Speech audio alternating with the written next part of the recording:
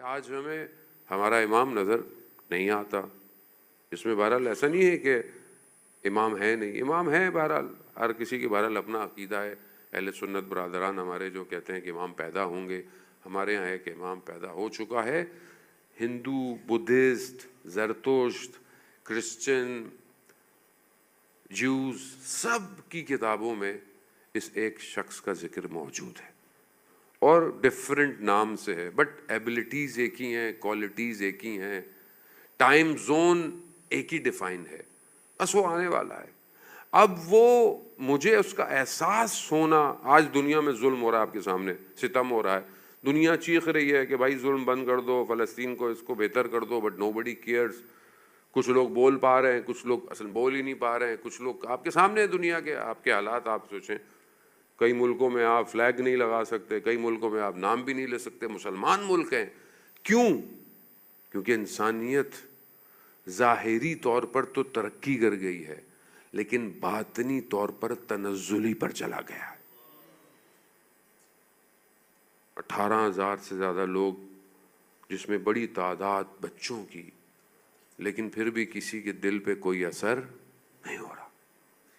اب آپ کہتے ہیں نا کہ کیسے لوگ تھے، 6 مہینے کے بچے کو تیر مار دیا. ہم تو بچپن سے گریا کر رہے ہیں، ہم تو بچپن سے عدالت مانگ رہے ہیں. ہم کو آج سے تھوڑی ہے. ہمارے یہاں یہ بات نہیں ہے کہ ظلم ہو رہا. ظلم تو پہلے بھی ہوا ہے، لیکن کون اس ظلم کو ختم کرے گا؟ کوئی نہیں کر سکتا سوائے اس کے کہ جو اللہ کا نمائندہ ہے. کسی میں طاقت ہی نہیں ہے. کیوں؟ ہم کوشش کر سکتے ہیں کہ ہم اپنے امام کے لیے قدم بڑھائیں. عزیزان محترم، حضرت سیدہ سلام اللہ علیہ کی زندگی کا خلاصہ امامت کے لیے دفاع کرنا.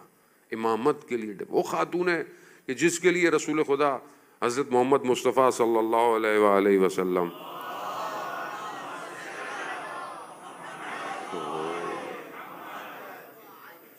خود فرماتے ہو کہ فاطمہ بھزا تو منی، فاطمہ میرے جگر کا ٹکڑا ہے. جس نے فاطمہ کو غضبناک کیا اس نے گویا مجھے غضبناک کیا. جس نے مجھے غضبناک کیا اس نے خدا کو غضبناک کیا.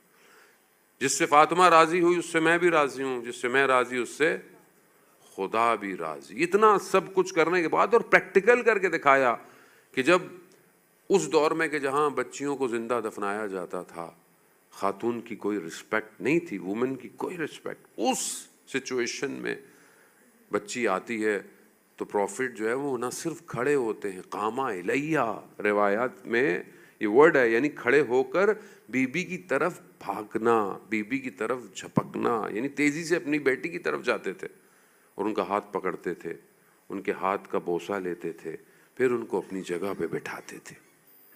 یہ دکھایا پریکٹیکلی کہ فاطمہ کون ہے.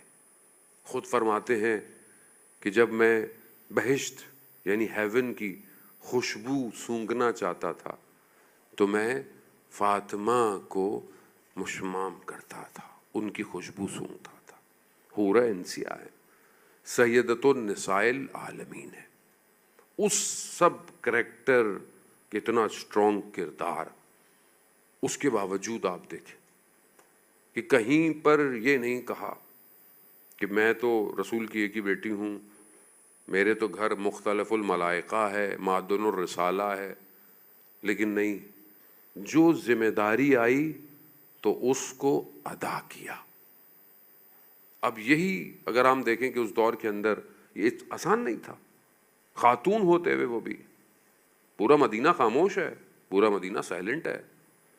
دروازے لوگوں کے کھٹکھٹا کر بی بی کہتی رہی، مگر کسی نے جواب نہیں دیا. عزیزان محترم، آج امام وقت کا کس کا انتظار کر رہا ہے؟ کون آئے گا؟ کون دروازہ کھٹکھٹا رہا ہے؟ کیا ہم نے زندگی میں وقت کے امام کے لیے کسی کا دروازہ کھٹکھٹایا؟ کیا ہم نے وقت کے امام کے لیے کسی کو دوست بنایا؟ دعائے نتبہ یقیناً آج ہم نے پڑھی ہوگی، اور اس کے اندر ہم کیا کہتے ہیں کہ خدا مجھے کوئی ایسا دوست دے جس کے ساتھ بیٹھ کر میں امام کے لیے گریا کروں. ہے میں کوئی میرا دوست ایسا؟ یہ میں چاہتا ہوں کہ میرا کوئی دوست ہو ایسا. عزیزان محترم، خوب امامت، از ویری امپورٹنٹ. آسان نہیں ہے. آپ سوچیں نا کہ ہر دور کے اندر امام آئے, امام چاہے چھوٹے ہیں, امام کی ایج کتنی ہے, بعض امام کم عمر میں ایج بنے, کوئی جوانی کے اندر کسی کو شہید کر دیا, کسی کو کئی سال زندان میں رکھا گیا, آپ کے سامنے ہے. کیوں؟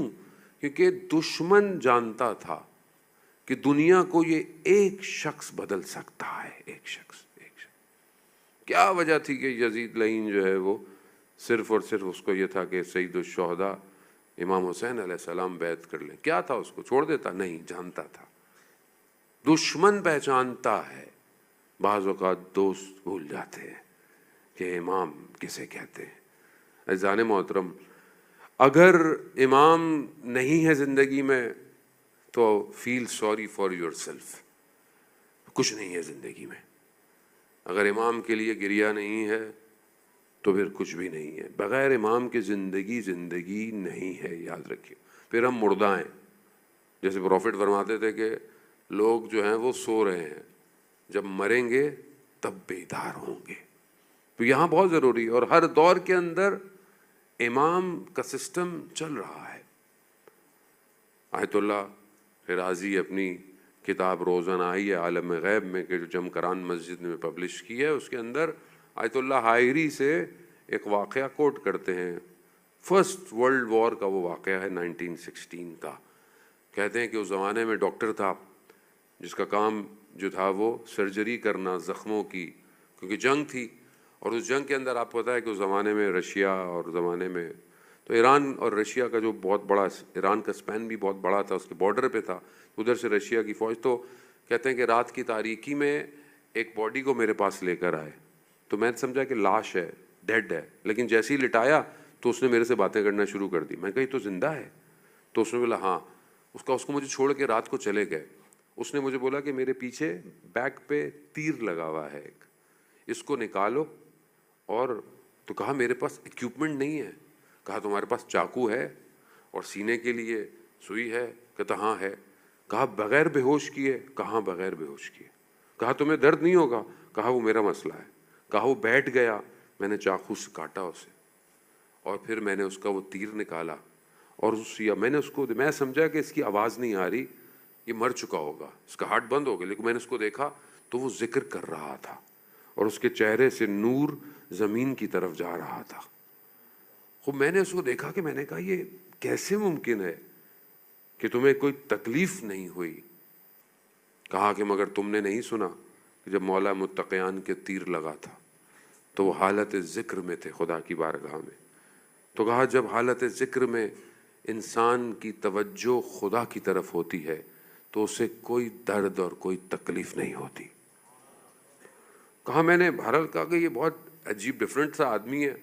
خیر دوسرے دن وہ جو ہمارا اس زمانے میں جو لشکر کا جو بہرحال جو ایک کمپنی تھی آرمی کی, اس کا جو ہیڈ تھا, اس نے آ کے مجھے بولا کہ رشین جو ہیں وہ پہاڑوں کے اس طرف چل رہے ہیں, مگر یہ کسی کو خبر نہیں دینا, ہم لوگ گریجولی بیکورڈ ہو جاتے ہیں تاکہ پینک کریٹ نہ ہو. تو کہا میں نے کسی کو نہیں بتایا, لیکن کیونکہ یہ مجھے آدمی تھوڑا ڈفرینٹ لگ رہا تھا تو میں نے اس کو بتا دیا. تو اس نے مجھے کہا کہ پریشان نہ ہو, وہ لوگ واپس چلے جائیں گے, یا ہو سکتا ہے کہ ابھی واپس جا رہے ہوں. تو جب میں نے وہ ہیڈ کو بتایا تو کہنا نہیں یہ لوگ جھوٹ بولتے ہیں, ان لوگوں کو کیا پتا. تو تھوڑی دیر میں وہ جو بادبان ہوتا ہے جو دیکھ رہا ہوتا ہے, اس نے آ کے خبر دی کہ وہ لوگ واپس چلے گئے ہیں. تب میرے لیے تو بہت اسٹرینج ہوگا کہ یہ دو باتیں اس نے کیسے بتا دیں, کون ہے. تو میں نے بولا کہ تم کون ہو؟ تو اس نے بولا کہ میں چند ان لوگوں میں سے ایک ہوں جسے وقت کے امام نے ڈیوٹی دی ہوئی ہے.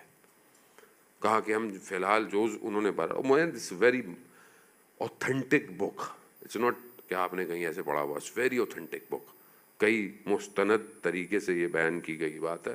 کہا کہ ہم لوگ ابھی چند لوگ ہیں, ایک موراکش میں ہے, ایک فرانس میں ہے, اور ایک میں ہوں, کہ ہمیں یہاں ڈفرینٹ امام نے ڈیوٹیاں دی ہوئی ہیں. تو کہا تو پھر تمہارے پاس اتنی طاقت ہے تو تم ختم کیوں نہیں کر دیتے سامنے والے دشمن کو؟ کہا ہمیں جتنا کہا جاتا ہے ہم اتنا ہی کر سکتے ہیں. تو کہا کیا تمہیں موت نہیں آتی؟ کہا نہیں ہمیں موت آتی ہے, لیکن جیسے ہی ہمیں موت آتی ہے دوسرا ہماری جگہ لے لیتا ہے. کہا میں نے تمہاری خدمت کی ہے تو تم بھی میرے پر کچھ احسان کرو. کہا ہاں. کہا مشہد میں جب جاؤ گے تو میں تمہیں دوبارہ ملوں گا. کہا وقت گزر گیا، اس زمانے میں رضا خان کی حکومت تھی، تہران سے مشہد کے اوپر توپ خانوں کے حملے تھے، مجھے رات کو حکم ہوا کہ جاؤ ایک جگہ جہاں پہ بیس ہوتا ہے، وہاں کچھ لوگ زخمی اور جا کر ان کی سرجری کرو۔ رات سردی، اکیلا میں گھوڑا گاڑی پہ جو ہوتی تھی بگی کارٹر، اس کے اوپر جا رہا، اچانک سے میں نے سردی میں دیکھا کہ ایک دم ایک بہترین سی ہوا آئی، اور میں نے دیکھا کہ وہ شخص اور اس کے برابر میں ایک اور شخص، اور دونوں جا رہے ہیں، دونوں آپس میں باتیں کر رہے ہیں کہ دیکھو اس ڈاکٹر نے میری جان بچائی تھی، یہ جہاں جا رہا ہے سرجری کرنے، اس کو فوراً واپس لے جانا، کیونکہ وہاں تھوڑی دیر میں اٹیک ہونے والا ہے اور سب ختم ہو جائے گا۔ اور اچانک سے وہ دونوں غائب ہو گئے۔ تو میں نے وہ جو گھوڑا چلا رہا تھا اس کو بولا تم نے کسی کو دیکھا؟ کہہ رہا ہے اس بیابان میں کون ہوگا، آپ دیوانے ہو گئے۔ کہا میں نے ویسے ہی عمل کیا، میں واپس آیا تو جیسا اس نے کہا تھا ویسا ہی ہوا۔ عزیزان محترم، آج بھی لوگ ہیں، دنیا ایسے نہیں چل رہی۔ The world is backed by امام۔ آج جو آپ کو جو کامیابی نظر آ رہی ہے، یہ کامیابی پلانڈ ہے، اور سکسیس بھی پلانڈ ہے۔ مایوس نہ ہو، خدا کا وعدہ ہے اور خدا کا وعدہ حق ہے، لا یخلف المیعاد، خدا اپنے وعدے سے وعدہ خلافی نہیں۔ مگر پوائنٹ کیا ہے؟ پوائنٹ یہ کہ ویئر آئی ایم اسٹینڈنگ، میں اس پورے سسٹم میں کہاں کھڑا ہوں۔